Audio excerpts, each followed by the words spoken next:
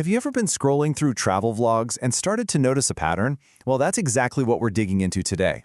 We're looking at one of those patterns that once you see it, you can't unsee. The really striking difference in public cleanliness between two of the world's biggest nations, India and China.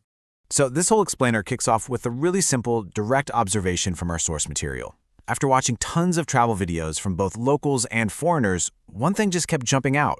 It wasn't a one-off thing, but a super consistent visual difference across city after city. And that, of course, leads us to the big question we're trying to answer today. Why? Why is there such a visible difference? What's going on behind the scenes that creates these two very different realities on the ground? So let's start right there with that first impression. What kicks off as just a simple observation you'd make from your screen, well, it actually points to some much deeper, systemic issues and some really different ideas about what it means for a nation to grow and develop. You know, this isn't just about things looking nice. As our source points out, you can't just measure a country's progress by its GDP. A clean, healthy environment is a huge indicator of development. It really says a lot about a country's priorities and ultimately the well-being of its people. Okay, so next up, let's take a closer look at the specific hurdles that our source identifies when it comes to keeping public spaces clean in India. The thing is, it's not just one problem. It's more like a tangled web of issues. You've got a lack of strict enforcement, even when laws exist. You've got a simple scarcity of public dustbins. And then there's what's described as low public participation. All of this is made worse by a perceived lack of political will, plus really inadequate garbage management, especially once you get outside of the major cities. This quote from the source really drives the point home. It paints a picture of what happens when all those issues come together. It points to a situation where littering becomes pretty common, and that, of course, creates this massive ongoing challenge for anyone trying to keep these places clean. All right, now let's flip the coin and look at the complete contrast. Our source describes China's approach as a very top-down model, a systematic strategy that seems to be getting very different results. The way our source breaks it down, China's strategy rests on three key pillars. First, you have strict policies, and this is the important part, you have strict enforcement. Second, waste management is baked right into urban planning from the get-go. And finally, the whole system is fueled by a huge amount of money. And here's where we see a massive difference: enforcement. The source really emphasizes that in China, they don't just have fines for things like littering and spitting, they actually collect them consistently. That creates a really powerful reason for people to follow the rules. The laws aren't just on paper, they're felt on the street. But you can't just have fines without the right setup to back it all up.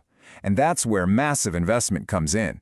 We're talking world-class infrastructure, advanced garbage management systems, more waste treatment plants, and even city designs that are environmentally friendly from the ground up.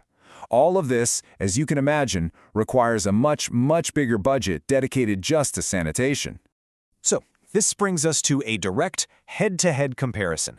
Let's put these two systems right next to each other and see how the different approaches lead to different outcomes. Looking at this side by side, the picture gets really clear. In India, you have laws, but they often aren't strictly implemented. In China, enforcement with fines is the norm. Same story with infrastructure, but the source also brings up a really interesting point about politics. In India, politicians might worry about electoral fears, losing votes if they enforce unpopular fines. In contrast, China's top-down control means the government can push through and enforce these policies nationwide without needing that same kind of local popular support. So if you boil it all down, the source really identifies this central tension.